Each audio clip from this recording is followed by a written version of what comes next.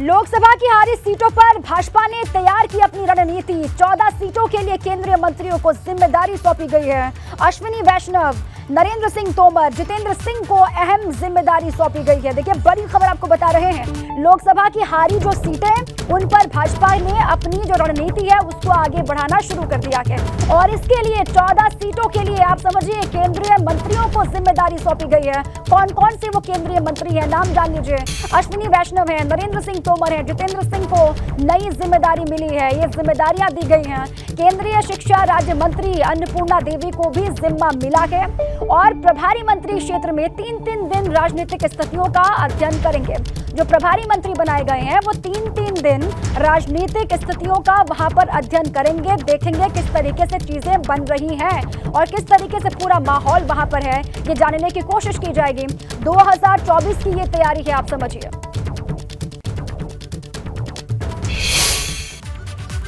चलिए आगे बढ़ते हैं, आपको तफसील से बताते हैं कि किसे किस सीट की जिम्मेदारी दी गई है।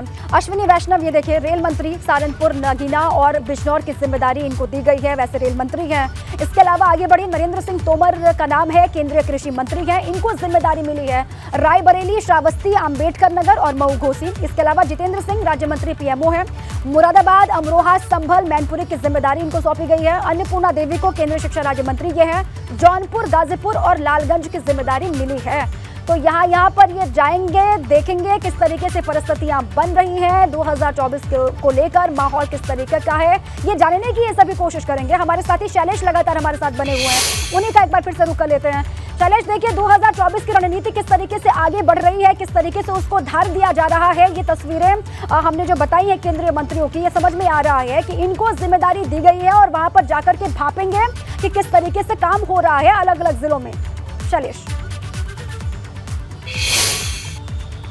बिल्कुल, देखिए, निश्चित रूप से अभी 2 और 3 जुलाई को भारतीय जनता पार्टी की राष्ट्रीय कार्यकारिणी की जो बैठक हुई थी तेलंगाना के हैदराबाद में, वहां पर देखिए मंथन हुआ आगामी 2024 को लेकर। और उसके बाद में एक बैठक हुई उत्तर प्रदेश में जो भाजपा मुख्यालय पर हुई थी। खुद मुख्यमंत्री योगी आदित्यनाथ भी उसमें शामिल हुए थे, प्रदेश प्रभारी राधा मोहन सिंह, प्रदेश अध्यक्ष, दोनों डिप्टी सीएम और तमाम जो जिले हैं उनके जिलों के अध्यक्ष, महानगर के अध्यक्ष, जो प्रभारी है, सब लोग को बुलाया गया था, मोर्चों के जो प्रभारी है उन्हें भी।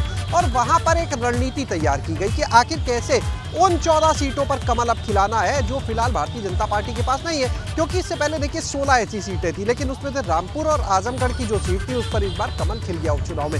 अब बची 14 सीटें, तो इन 14 सीटों के लिए एक जो रणनीति तैयार की गई है केंद्रीय मंत्री की, जिस तरह से उन जिलों की बात करें, 3 सीटें जो है मुरादाबाद की, संभल, मैनपुरी की, ये अभी फिलहाल समाजवादी पार्टी के पास है। तो इन तीनों सीटों की जो जिम्मेदारी है वो केंद्रीय राज्य मंत्री जितेंद्र सिंह को दी गई है, यानी वहां पर कमल कैसे खिलेगा वो जाकर वहां पर आकलन करेंगे। इसी तरह से अगर हम बात करते हैं, जो कांग्रेस का गढ़ कहा जाता है रायबरेली, कांग्रेस के गढ़ रायबरेली समेत कुछ और सीटों की जो जिम्मेदारी है वो केंद्रीय मंत्री नरेंद्र सिंह तोमर को दी गई है, जो कृषि मंत्री है। इसी तरह से अन्नपूर्णा देवी को जो जिम्मेदारी दी गई है और जो जिम्मेदारियां अश्विनी वैष्णव जी को दी गई है, केंद्रीय रेल मंत्री, वो दी गई है। जो बसपा के पास 10 सीटें हैं, इनको अलग अलग मंत्रियों में डिवाइड किया गया है। अब आते हैं इनकी स्ट्रैटेजी पर। देखिए, जो मंत्री हैं ये लोग जाएंगे पहले इन अपनी अपनी जो सीटें, वहाँ 3-3 दिन का प्रवास करेंगे, वहाँ की जो राजनीतिक व्यवस्था है, जो स्थितियाँ उनको समझेंगे और उसके हिसाब से आगे स्ट्रैटेजी तैयार करेंगे। उस स्ट्रैटेजी को नेतृत्व के सामने लाया जाएगा कि भाई वहाँ पर किस तरह की परिस्थितियाँ बन रही, आखिर क्यों 2019 का जो चुनाव था उसमें इन सीटों पर भाजपा कमल नहीं खिला पाई थी, वहाँ पर क्या फैक्टर्स काम किए। इसके साथ में एनालिसिस जो होगी ये तो पैरेलल चलेगी। इसके अलावा आप अगर देखें, जो एक व्यवस्था भाजपा ने पहले ही कर दी है, जिस पर काम ऑलरेडी चल रहा है, वो है ऐसे बूथों के ऊपर काम। सभी जो सांसद हैं, विधायक हैं, मंत्री हैं, उनको भी बूथ दिए गए हैं अलग अलग। तो देखिए, एक तरफ बूथ का रिजल्ट निकलकर सामने आएगा, उन बूथ का भी आएगा जहां पर भारतीय जनता पार्टी के लिए जो बहुत टफ माने जाते हैं, सी और डी कैटेगरी के लगभग 28,000 बूथ हैं, जिसमें 8,000 बूथ तो ऐसे हैं जो जहां पर मुस्लिम मतदाता जो है उसकी संख्या बहुत ज़्यादा है। तो इन सारे फैक्टर्स को एनालिसिस किया जाएगा। दूसरी तरफ ये केंद्रीय मंत्री जो है वो जिलों को पूरा ओवरऑल जो संसदीय सीट है तो उसको पूरा एनालिसिस करेंगे और उसके बाद मंथन के बाद ये देखेंगे कि कहाँ पर हमें कौन सी स्ट्रैटेजी को अपनाना है, किस कैंडिडेट को हम उतारेंगे, किस जाति के कैंडिडेट को उतारेंगे, तो आखिर वहां की सीट हमारे पास आ सकती है। राशन की अगर योजना की बात करें, जो लाभार्थी हैं उनको कैसे जोड़ना है, क्योंकि अगर लाभार्थियों की बात करें तो वो तो हर जाति धर्म के हैं। अभी हाल ही में जो बैठक हुई उसमें भी आया कि जो अल्पसंख्यक समाज की बात करते हैं, लगभग 4 करोड़ लाभार्थी तो उसी वर्ग के, तो उनको कैसे जोड़ना है। अगर उनको हम जोड़ लेते हैं तो कैसे काम होगा।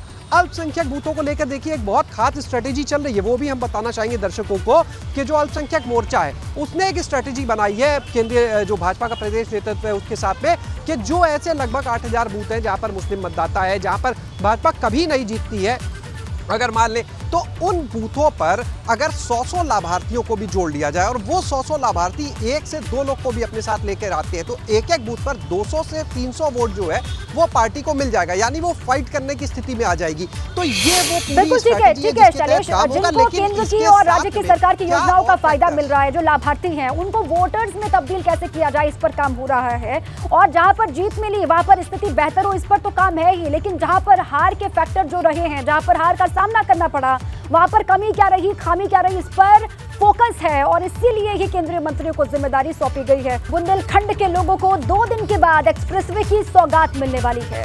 16 जुलाई को प्रधानमंत्री इस एक्सप्रेसवे का जालौन में लोकार्पण करेंगे। पीएम मोदी के इस कार्यक्रम को भव्य बनाने के लिए पूरी तैयारी की जा रही है, इंतजाम किए जा रहे हैं। चित्रकूट से इटावा तक 296 किलोमीटर लंबा ये एक्सप्रेसवे 7 जिलों से होकर के गुजरता है। वहीं चित्रकूट से दिल्ली का सफर महज 6 घंटे में इसके बाद पूरा हो जाएगा और इसके आगरा लखनऊ एक्सप्रेसवे से जुड़े होने के बाद पूरे रीजन को कनेक्टिविटी का फायदा मिलेगा, खासकर पर्यटन को। ताजमहल का दीदार करने दिल्ली, एनसीआर और लखनऊ से आने वाले पर्यटक यहां से चित्रकूट तक एक्सप्रेसवे से फर्राटा भर सकेंगे और पर्यटकों की आवाजाही के साथ ही सामानों की सप्लाई भी इस इलाके के लिए और आसान हो जाएगी, ये भी आप समझ लीजिए। और बुंदेलखंड एक्सप्रेसवे के लोकार्पण के लिए पीएम मोदी के कार्यक्रम को लेकर जालौन में कैसी है तैयारी, देखिए हमारे संवाददाता रतीश त्रिवेदी की एक ग्राउंड रिपोर्ट। बुंदेलखंड एक्सप्रेसवे का सपना पूरा होने जा रहा है। 29 फरवरी 2020 को प्रधानमंत्री नरेंद्र मोदी ने चित्रकूट में बुंदेलखंड एक्सप्रेसवे का शिलान्यास किया था और अब 16 जुलाई 2022 को महज 28 महीने में जो आकलन किया गया था 36 महीने का, उससे भी कम वक्त में अब बुंदेलखंड एक्सप्रेसवे पूरा होने जा रहा है। भव्य पंडाल सजाया गया है और प्रधानमंत्री नरेंद्र मोदी इसी मंच से लोगों को संबोधित भी करेंगे। कैथरी टोल प्लाजा पर लोकार्पण किया जाएगा और उसके बाद बुंदेलखंड एक्सप्रेसवे पर वाहन फर्राटा भरने लगेंगे।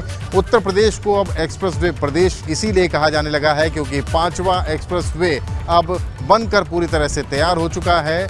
लाखों लोगों की यहाँ पर जनसभा होगी। अनुमान लगाया गया है 2 से 2.5 लाख लोग यहाँ पर मौजूद होंगे जालौन के कैथरी गांव में।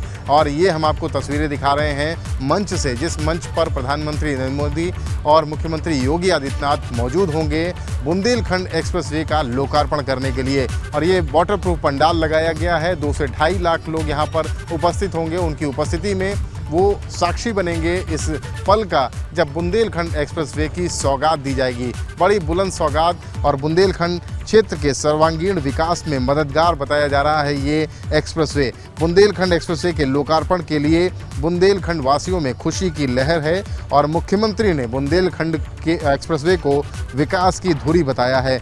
पीएम मोदी के कार्यक्रम को भव्य और दिव्य बनाने का पूरा प्रयास किया जा रहा है और अभी हम तस्वीरों में आपको दिखा रहे हैं कि पुलिस कर्मियों को उनकी ड्यूटीज़ भी समझाई जा रही है। ये पूरा भव्य और दिव्य पंडाल सजाया जा रहा है और ये दिन काफ़ी खास होने जा रहा है क्योंकि बुंदेलखंड की पहचान अब तक बदहाली रही है। बुंदेलखंड जालौन बीहड़ का इलाका कहा गया है। कुख्यात डाकू यहाँ की पहचान हुआ करते थे, लेकिन अब उत्तर प्रदेश सरकार और केंद्र सरकार ने मिलकर बुंदेलखंड एक्सप्रेसवे के सपने को पूरा किया है और बुंदेलखंड को विकास की रफ्तार से जोड़ने का काम भी किया है।